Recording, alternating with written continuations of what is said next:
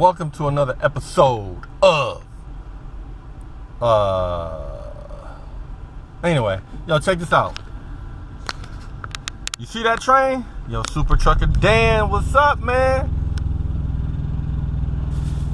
Not only are my trains not moving, I'm at a train yard. Beat that.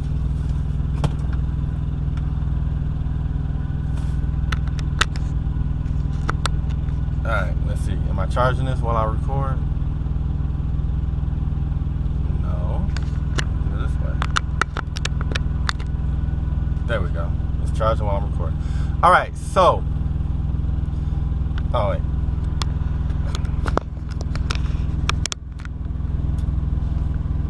So this is what we got going on here, right?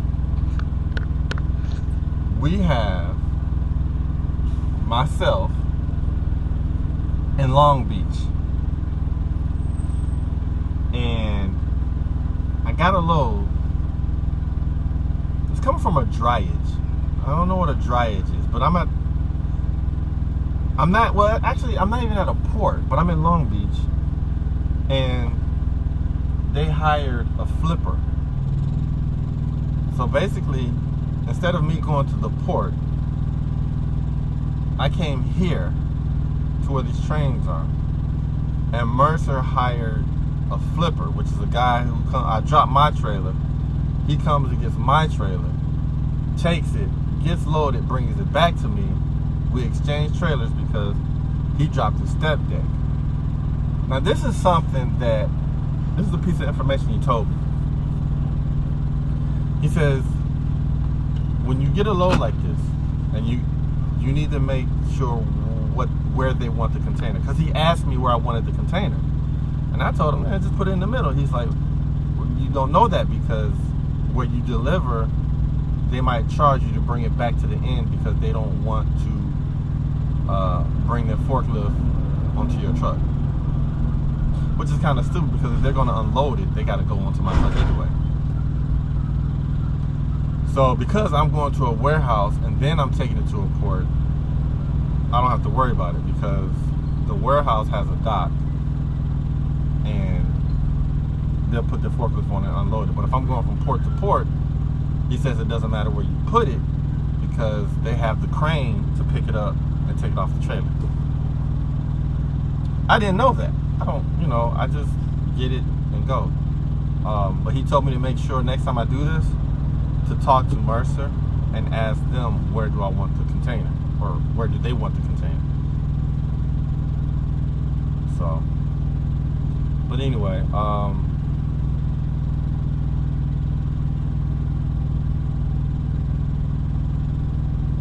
he told me to watch his trailer, so it's behind me. I'm watching it. Anyway, so this is what happened. So I picked up that load Tuesday from Michigan, Taylor's, Michigan, going out to Cali. All right. They gave me the numbers. I called to see because I would have made it on Saturday. I called to see if I can get it there, but the guy that I called was such a dick. And that whole trip, man, I was just irritated. Not to mention, I was getting over my second shot, the one that was that made me sick. I got the Moderna, so it really just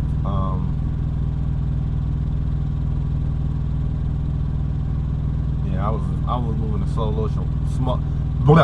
I was moving in slow motion while I was getting loaded. While I was strapping everything and tarping. I had the tarp, so I need to get some more tarps. I'm gonna do what Dan did, and I'm gonna get a 35-foot, 4-foot, 2 flaps, and then I'm probably gonna get another one that's like 10 feet long, 4-foot drop on that one, just so I can have like just in case. So it's gonna be 35 to 45. So that way, because I don't want 2 full sets of tarps. I'll do the 35, and if it needs longer than 35, then I get the 10-foot one, the 10-foot long one. 4-foot flap on both ends. That way, that'll be 45 feet. And I leave 3 feet extra, and I use my smoke tarps. I'm trying to cut down. I'm not doing a 6-foot tarp. I'm not doing an 8-foot tarp. Because people say that you can dictate your price. That's only if you have a business and if you are doing a contract or you're working specifically with that company, with that shipper. Then you can tell them. Otherwise, these agents and everything, man, you don't know if they're ripping you off or anything. You don't know. They tell you the 50-foot, it's a 50-foot. Wow, it's a $50 tarp fee in there. But they might have charged $300 and they give you $50 and they keep the other $250. You don't know. I'm not saying that to discourage you. I'm just saying you don't know. But here, let's go look at what's going on here. Nothing really. I just know you're tired of looking at my face.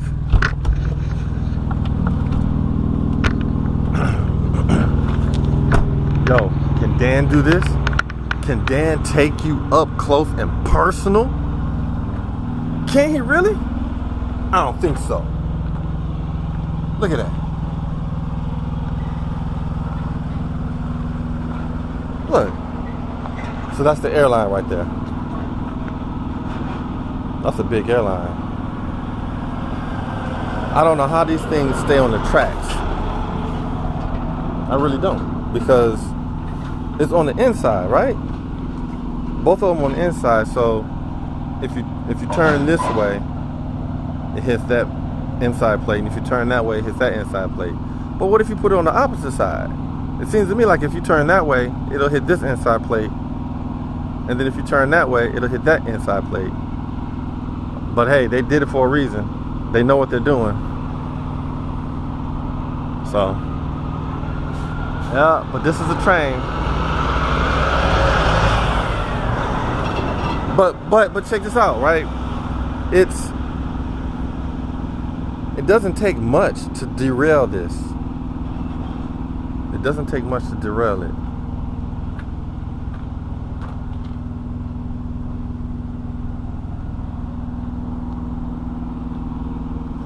You turn that handle, which moves that chain, which opens the bottom door, I guess. You got springs for shocks.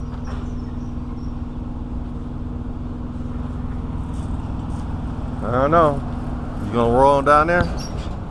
You gonna run down there? I got 1 bar left for battery. So anyway, so that's his trailer. He has a step deck. He's not going in there. But this is what everything. This is it. This is Dryage, I guess. Shippers Transport Express. And look at that wheel.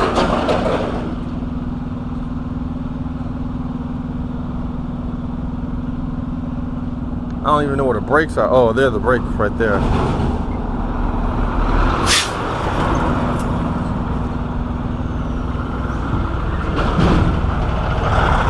The brakes are on the inside.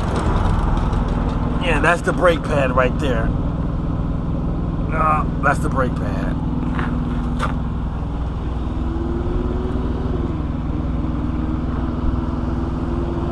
Two-inch something shoes.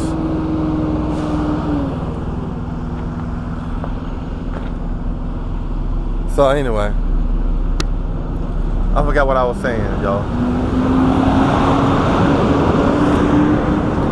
But anyway,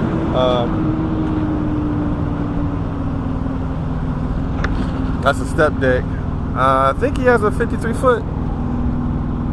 Nope, that's. I don't know how he gets. Well, we're in California. I don't even know how he gets away with that.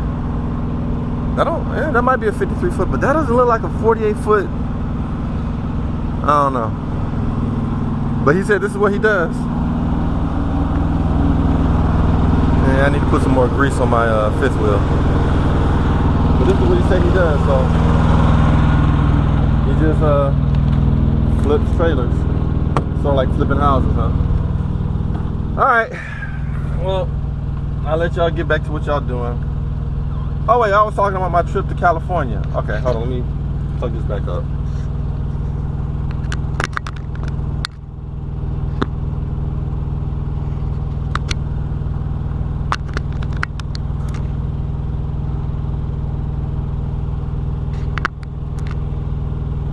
All right, there we go.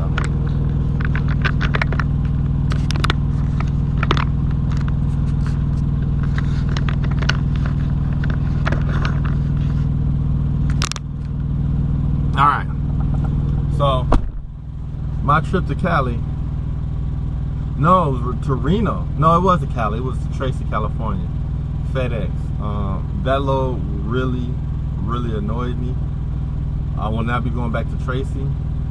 But then again, so it all boiled down to was they gave me the wrong number. The last 4 digits were wrong. And then I had to go to FedEx and find out. And so I might go back to Tracy because I could have delivered on Saturday, but instead I wound up delivering on Monday. But, right, remember I was telling you about my brakes on my trailer and how they were grabbing and I wore a flat spot on my tires? So, I went to TA in Sparks, Nevada. And I had the guy. Is that a girl? What's a girl? She look rough. I had the guy tell me he was gonna adjust my brakes. But he said it was above his pay, not pay grade, but you know, he wasn't certified. So he just adjusted my brakes. Now that was at 7 o'clock at night. Didn't charge me for it. And he said to come back in at 10 o'clock in the morning, but I'm like, you know, I'll just see, you adjust my brakes and I'll just see if it works. They called me in the morning on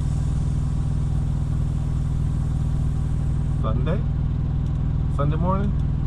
Yeah, they called me Sunday morning, 10 o'clock, so I went in and the guy told me that my slack adjusters were bad.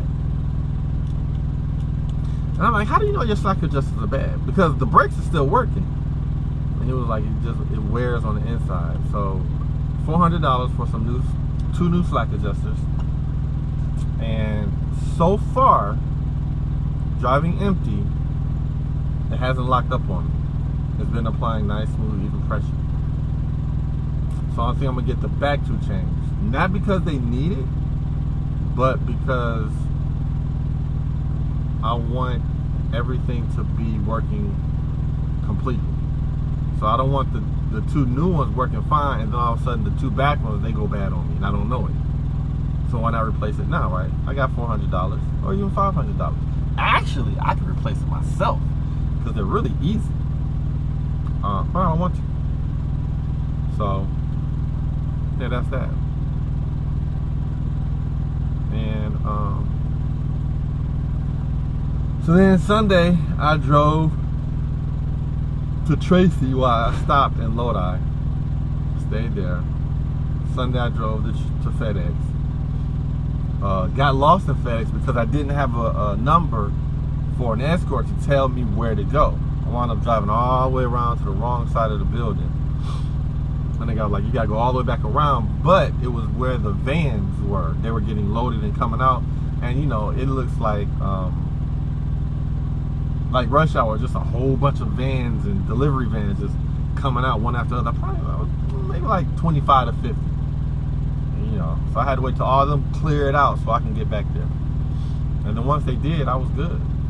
Got unloaded, folded my tarps. They were torn to shit.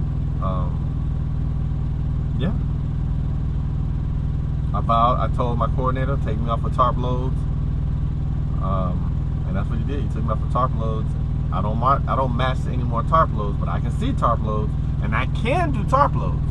But I'm gonna let them know, man, I have gashes and holes in my tarp. They're just old. So I'm gonna try to do this summer with no more tarp loads, and then by October I should be good. Yeah, that's about it. That was a rundown, kind of long. If you have any questions, man, just let me know. Peace out.